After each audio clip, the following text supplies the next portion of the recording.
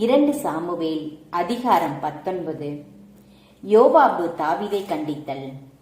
அரசர் தம் மகனுக்காக அழுது புலம்புவதாக யோவாபுக்கு அறிவிக்கப்பட்டது.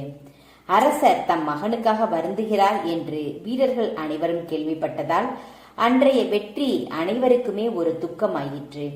போரில் இருந்து புறமுதுகு காட்டி வெட்கத்தோடு ஓடுபவர்களைப் போன்று அன்று வீரர்கள் நகருக்குள் யாரும் அறியாமல் நுழைந்தார்கள். அரசர் தம் முகத்தை மூடிக்கொண்டு, என் மகன் அப்சலோமே, அப்சலோமே, என் மகனே, என் மகனே என்று குரல் எழுப்பி அழுது கொண்டிருந்தார். அப்போது யோவாபு அரசர் இருந்த வீட்டிற்குள் வந்து அவரை நோக்கி, உம் உயிரையும் உம் புதல்வர் புதல்வியரின் உயிரையும் உம் மனைவியர் வப்பாட்டியரின் உயிரையும் காத்த உம் பணியாளர் அனைவரையும் இன்று தாழ்வடையச் செய்துவிட்டீர். உம்மை வெறுப்பவருக்கு அன்பு செலுத்தி உமக்கு அன்பு செலுத்துபவர்களை நீர் வெறுப்பதால் படைத்தலைவர்களோ பணியாளர்களோ உமக்கு ஒரு பொருட்டில்லை என்பதை இன்று எடுத்து காட்டிவிட்டீர். இன்று அப்சலோம் உயிரோடு இருந்து நாங்கள் அனைவருமே மடிந்திருந்தால் உமக்கு அது பிடித்திருக்கும் என்பதையும் நான் இன்று புரிந்து கொண்டேன். இப்போது எழுந்திரும், வெளியே சென்று உம் பணியாளர் மகிழ்ச்சியுறுமாறு பேசும்.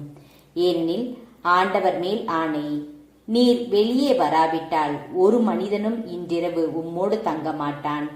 உம் இளமை முதல் இன்று வரை உமக்கு ஏற்பட்ட அனைத்து தீமைகளை விடவும் இந்த தீமை கடுமையாக இருக்கும் என்று கூறினார். தாவீது எருசலேமுக்கு திரும்புதல்.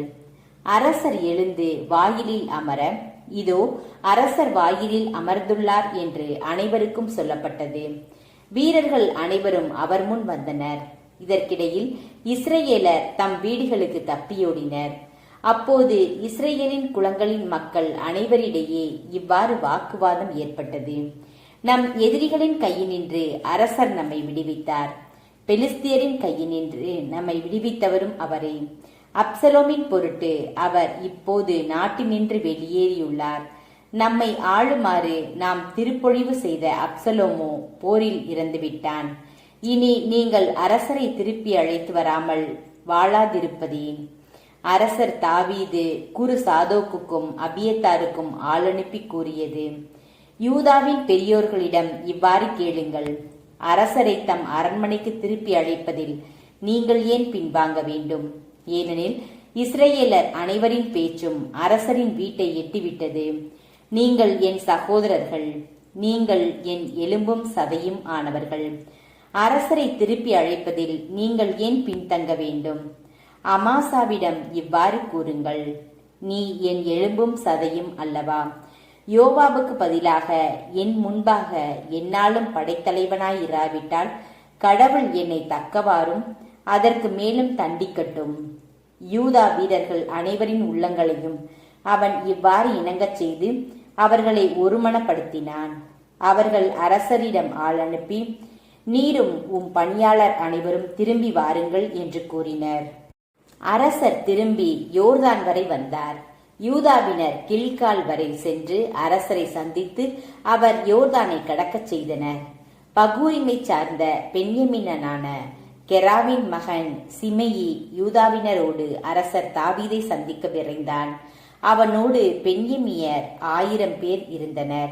சவுல் வீட்டு பணியாள் சீபா தன் 15 புதல்வரோடும் 20 பணியாளரோடும் அங்கே வந்தான். அவர்கள் அரசர் வரும் முன் யோர்தானுக்கு விரைந்தனர். சிமையிக்கு தாவீது இரக்கம் காட்டல். அரச குடும்பத்தினரை கொண்டு வரவும் அரசர்களின் ஏவல்களை செய்யவும் அவர்கள் துறைவழி ஆற்றை கடந்தனர். அரசர் யோர்தானை கடக்கவிருக்கையில் கேராவின் மகன் சிமையி அவர் முன் விழுந்தான். தலைவரே, என் குற்றத்தை பெரிதுபடுத்தாதீர். என் தலைவராம் அரசர் எருசலேமை விட்டு சென்றபோது உம் பணியாளர் செய்த தீமையை நினைவு கூறாதேயும். அரசர் அதை மனதில் கொள்ளாமல் இருப்பாராக. தான் பாவம் செய்துள்ளதை தங்கள் பணியாளன் அறிவான். இதோ இன்று யோசேப்பின் வீட்டார் அனைவரின் முதல் ஆளாக என் தலைவராம் அரசரை சந்திக்க நான் வந்திருக்கிறேன் என்று அவன் அரசரிடம் கூறினான். அப்போது செரியாவின் மகன் அபிசாய், ஆண்டவரால் திருப்பொழிவு செய்யப்பட்டவரை பழித்ததற்காக சிமையி கொல்லப்பட வேண்டுமா என்று கேட்டான். அதற்கு தாவீது, செருயாவின் புதல்வர்களே, இது பற்றி உங்களுக்கு என்ன? இன்று நீங்கள் எனக்கு எதிரிகள் போல் நடந்து கொள்வது ஏன்? இன்று இஸ்ரேலில் யாராவது கொல்லப்பட வேண்டுமோ? இன்று நான் இஸ்ரேலின் அரசர் என்பது எனக்கு தெரியாதா என்று கூறினார். பிறகு அரசர் சிமையியை நோக்கி, நீ சாக மாட்டாய் என்று அவனுக்கு ஆணையிட்டு சொன்னார். மெபிபோசேத்துக்கு தாவீது இரக்கம் காட்டல். சவுலின் பேரன் மெபிபோசேத்து அரசரை சந்திக்க சென்றான். அரசர் புறப்பட்டு சென்ற நாளிலிருந்து அவர் நலத்துடன் திரும்பிய நாள் வரை அவள் தன் பாவங்களை கழுவவில்லை, தாடியை திருத்தவும் இல்லை, தன் ஆடைகளையும் வெளுக்கவும் இல்லை. அவன் எருசலேமில் ஆண்டவரை சந்திக்க வந்தபோது அரசர் அவனை நோக்கி, மெபிபோசேத்து, என்னோடு நீ ஏன் வரவில்லை என்று வினவினார். அதற்கு அவன், என் தலைவராம் அரசரே, என் பணியாளன் என்னை ஏமாற்றிவிட்டான். அடியான் கால் ஊனமுற்றிருப்பதால் நானே என் கழுதைக்கு சேணமிட்டு அதன் மீது சவாரி செய்து அரசரோடு செல்வேன் என்று அடியானாகிய நான் கூறினேன். அவனோ அடியானை பற்றி என் தலைவராம் அரசரிடம் அவதூறு பேசினான். ஆனால் என் தலைவராம் அரசர் கடவுளின் தூதரை போன்றவர், உமக்கு சரியென படுவதை செய்யும். என் தலைவராம் அரசரின் பார்வையில் என் தந்தையின் குடும்பத்தார் அனைவரும் சாவை தவிர வேறு எதற்கும் உரியவர் அல்லர். இருப்பினும் அடியானை உம்மோடு உணவருந்துபவர்களில் ஒருவனாக ஏற்றுக்கொண்டீர். இனி அரசரிடம் மன்றாட எனக்கு என்ன உரிமை இருக்கிறது என்று சொன்னான். அதற்கு அரசர், உன்னை பற்றி இன்னும் பேசுவானேன்? நீயும் சீபாவும் நிலத்தை பகிர்ந்து கொள்ளுமாறு நான் சொல்லிவிட்டேனே என்று அவனிடம் சொன்னார்.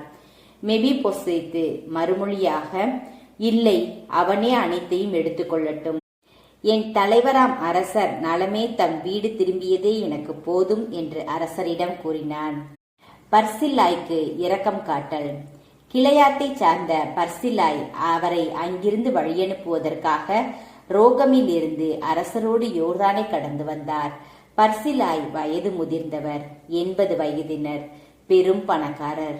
அரசர் மகமையில் தங்கியிருந்த போது அவரின் தேவைகளை கவனித்துக் கொண்டவர். அரசர் பர்சில்லாயிடம், இப்போது ஆற்றை கடந்து என்னோடு எருசலேமுக்கு வந்து தங்குகிறோம், நான் தேவைகளை கவனித்துக் கொள்வேன் என்றான்.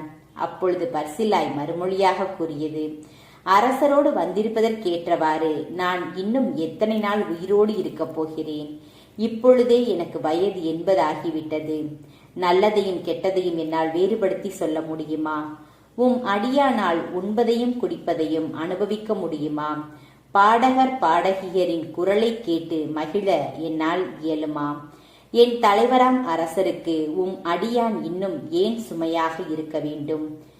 பணியாளன் அரசரோடு சற்று தொலைவே யோர்தான் மீது கடந்து வருவேன். அதற்காக அரசர் எனக்கு இத்தகைய கைமாறு செய்வானேன்? பணியாளனை போகவிடும். நான் என் நகரில் என் தாய் தந்தையரின் கல்லறைக்கு அருகே இறப்பேன். இதோ பணியாளன் கிம்காம் என் தலைவராம் அரசரோடு அவன் செல்லட்டும். விருப்பம் போல் அவனுக்கு செய்யும்.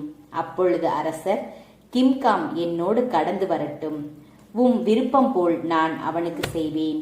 நீர் என்னிடமிருந்து எதை விரும்பினாலும் நான் உமக்கு செய்வேன் என்று கூறினார்.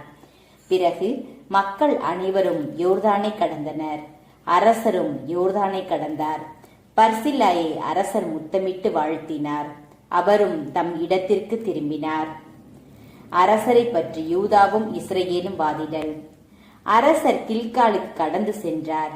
கிம்காமும் அவரோடு கடந்து சென்றான். யூதாவினர் அனைவரும் இஸ்ரேலில் பாதி பேரும் அரசரை கொண்டு வந்து விட்டனர். உடனே இஸ்ரேலர் அனைவரும் அரசரிடம் வந்து, எங்கள் சகோதரர்களான யூதாவினர் அரசரையும் அவர் வீட்டாரையும் அவர் ஆள்கள் அனைவரையும் திருட்டுத்தனமாய் கொண்டு வந்து யோர்தானை கடக்க செய்தது ஏன் என்று கேட்டார்கள். யூதாவினர் அனைவரும் இஸ்ரேலருக்கு மறுமொழியாக, அரசர் எங்களுக்கு நெருங்கியவர், இக்காரியத்தை பற்றி நீங்கள் சினமுறுவது ஏன்? நாங்கள் அரசரிடம் ஏதாவது உண்டோமா? அவரிடமிருந்து நாங்கள் ஏதாவது பெற்றுக்கொண்டோமா என்றார்கள். இஸ்ரேலர் யூதாவினரை நோக்கி, எங்களுக்கு அரசிடம் 10 பங்குகள் உண்டு. மேலும் தாவீதிடம் உங்களை விட எங்களுக்கு அதிக உரிமை உண்டு. பின் ஏன் எங்களை அற்பமாக நடத்துகின்றீர்கள்? எங்கள் அரசரை திருப்பி அழைத்து வர வேண்டுமென்று முதலில் சொன்னவர்கள் நாங்கள் அல்லவா என்று பதில் சொன்னார்கள். இஸ்ரேலரின் பேச்சை விட யூதாவினரின் பேச்சு கடுமையாக இருந்தது.